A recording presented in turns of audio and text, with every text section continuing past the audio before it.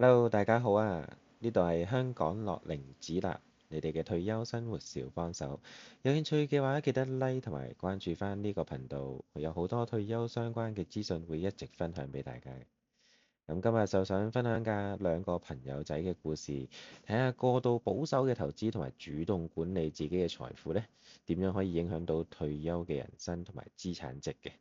呢個係教育分享，非任何投資或者理財建議。有興趣嘅就諮詢翻專業人士，投資涉及風險，唔好亂嚟啊！好啦，正式開始啦。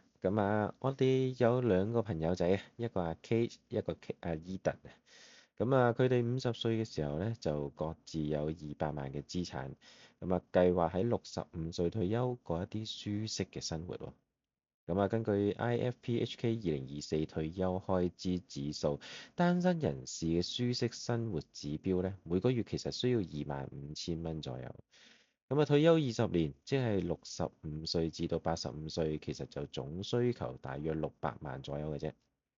如果要計埋通脹，根據政府統計處2025年作為參考，假設通脹數據平均係2%，退休金需求就提升到900萬㗎啦。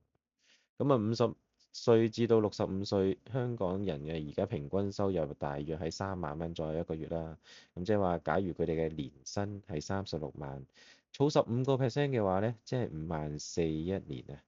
點樣好好咁管理佢哋嘅資產，將會決定佢哋嘅退休結局嘅。K 就好保守啦。200萬全部放定期存款喎。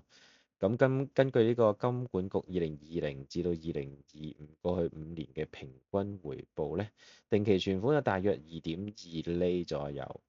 另外返工嘅收入啊，K 啊50歲至到65歲，佢每年繼續儲5萬4蚊一年，加埋啲定期存款嘅回報，平均就有4萬4蚊一年。15年嘅複息去計算嘅話呢，增值就會大約去到退休嗰一刻65歲，大約會係360萬。65歲退休之後，你試係計下。假如佢想用呢個舒適嘅生活指標去計算，每年嘅支出呢就要25,000蚊乘12個月，每年即係大約開支30萬左右啦。65歲開始計，定存回報360萬乘2.2厘，即係每年嘅回報係大約7萬9。簡單啲嚟講，每年嘅淨資產淨值呢，其實就減少咗22.1萬。其實不出20年，資產就會耗盡㗎啦。要靠其他方法或者子女補貼啦，生活就好緊張，長壽風險同埋呢個通脹風險對佢嚟講就會好大。變咗要改變佢嘅生活水平去迎合呢個財務狀況。呢啲都唔係佢辛苦咗大半世人佢想見到嘅事情。不如我哋又睇下另一邊。至於另一個朋友阿 Eden，佢就一直都好有主動咁管理自己嘅錢嘅。200萬分散咗配置啦，佢將50%放喺每年回報大約4.5%嘅工具入邊，例如一啲平衡基金或者債券基金。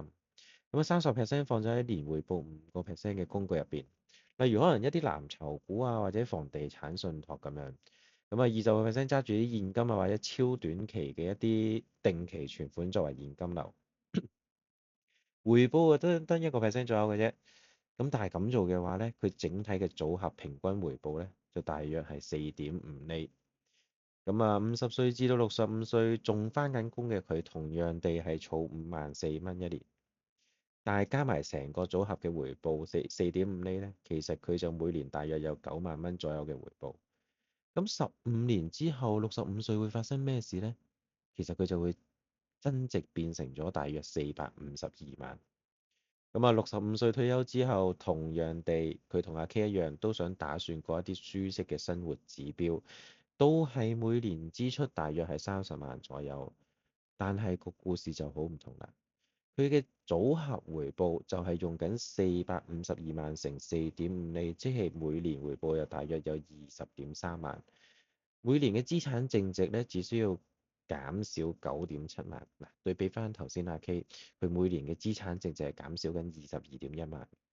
20年之後，資產剩餘佢阿 Eden 就會剩餘大約250萬左右。雖然都未能夠完全達到25,000蚊一個月嘅舒適生活指標，但係加埋一啲健康飲食，好大機會減少10% 嘅醫療開支嘅話呢，其實大大減低咗長壽同埋通脹嘅擔心，做到退而無憂，仲有錢去旅行同埋學埋自己想學嘅興趣添。其實喺香港現實嘅係數據顯示啊，其實有66% 嘅人都傾向保守。咁但係主動管理咧，亦都可以提升翻回報15% 左右。透過呢兩個故事提醒翻我哋，其實投資就好似養生咁樣，平衡就最重要㗎啦。不妨用下自己網上嘅計算器計算咗自己嘅退休缺口先啦。嚟到呢度，歡迎留言，你哋分享你哋嘅退休方案啊！咁啊，成個內容只供參考，非專業建議。有興趣嘅就諮詢翻專家。